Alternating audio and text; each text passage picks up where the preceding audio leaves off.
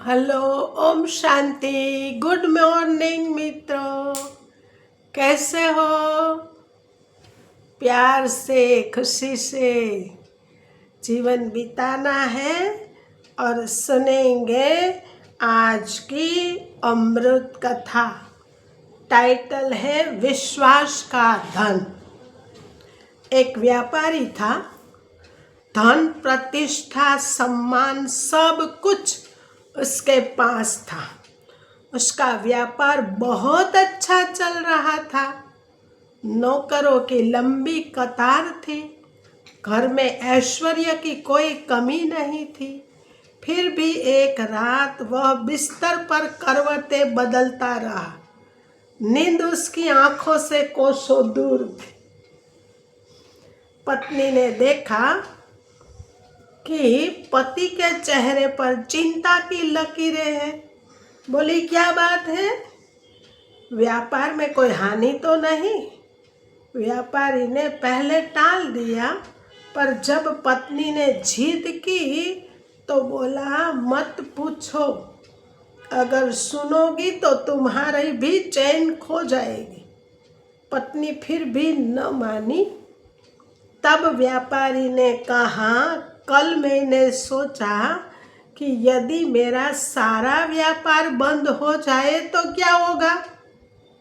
मैंने हिसाब लगाया तो 9 पीढ़ियों तक सब कुछ आराम से चल जाएगा, लेकिन उसके बाद कुछ नहीं। तब हमारे वंशज क्या खाएंगे? यही सोचकर मैं बेचैन हूँ।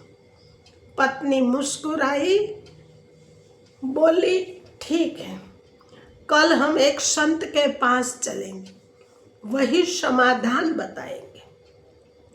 अगले दिन वे संत के आश्रम पहुंचे। पत्नी भेंट स्वरूप अन्न, फल आदि रखवा रही थी।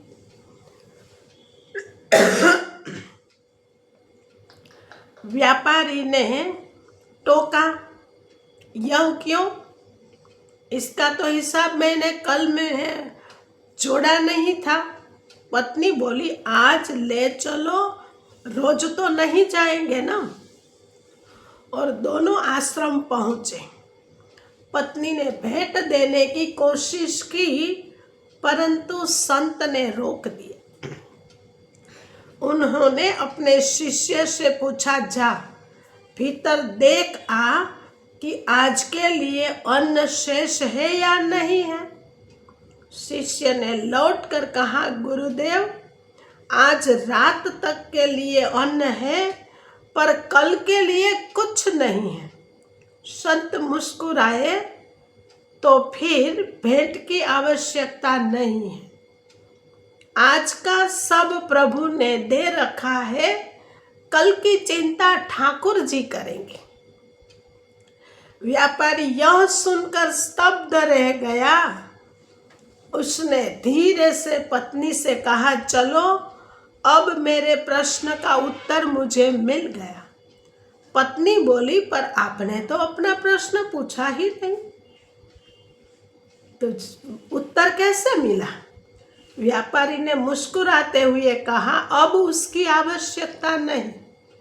जिन संतों को कल की चिंता नहीं है, और मैं 9 पीढ़ियों के आगे की भी चिंता कर रहा था। असल समस्या धन की नहीं, प्रभु पर विश्वास की कमी की है। संत ने सुनकर कहा, बेटा, जिसने आज तक तुम्हें सब कुछ दिया है, क्या वह कल तुम्हें भूल जाएगा? जब भरोसा गहराई से होता है तो जीवन में भय नहीं, केवल शांति रहती है। उस दिन व्यापारी ने पहली बार सच्चे अर्थों में विश्वास का धन पाया। लौटते समय उसका मन हल्का था, चेहरा बिल्कुल शांत था।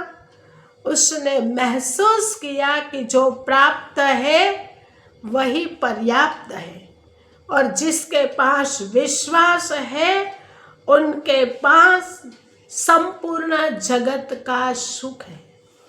कई बार हम निरर्थक एवं अंतहीन कामनाओं के कारण अनावश्यक चिंताओं और तनाव से घिर जाते हैं, जबकि कामनाओं को त्याग कर हम सहज ही उस बोझ से मुक्त हो सकते हैं।